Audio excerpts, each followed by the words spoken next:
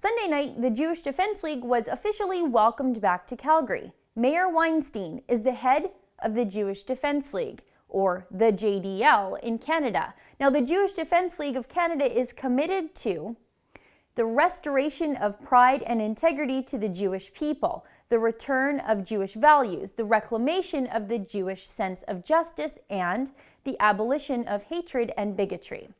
The JDL takes never again very seriously. They are committed to never again standing idly by while Israel and the Jewish people are under attack. They do this through a few different ways: education, security, self-defense, protests, and media monitoring.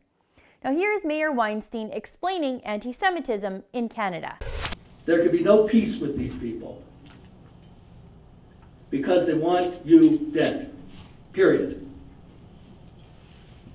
There's a whole network of these organizations across Canada.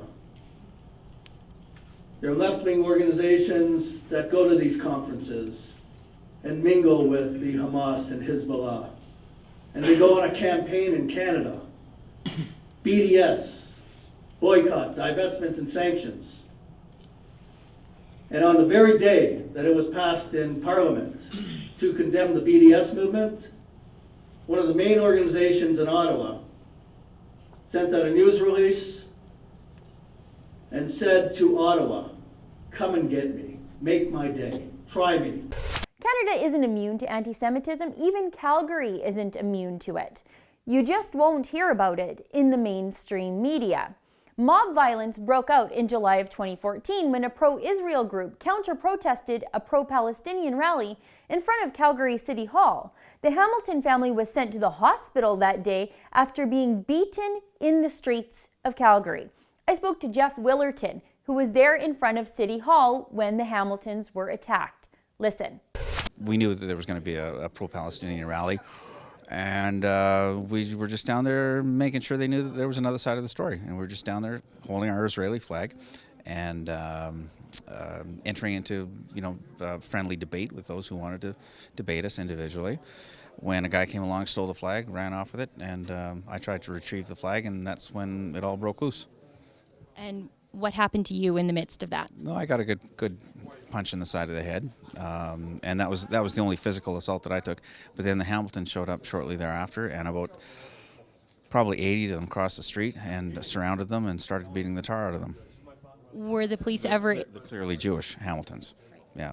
So were the police ever able to track down the person who had assaulted you, or were charges ever laid? No. They got 4 of the guys who were primarily responsible for it. They got a slap in the wrist and were turned loose. There was no effective punishment. Do you think what happened to you was a hate crime? It would certainly seem that way, yes. Now, in the wake of these events and in the face of the rising tide of anti-Semitic violence sweeping through Europe, a group of people from different backgrounds and different faiths decided something had to be done to defend the Jewish community in Calgary. I spoke to Don Sharp. He was instrumental in bringing the JDL back to Calgary. Here. As we've watched our culture descend into some confusion about right and wrong and what's, and that we've had this big leadership change. And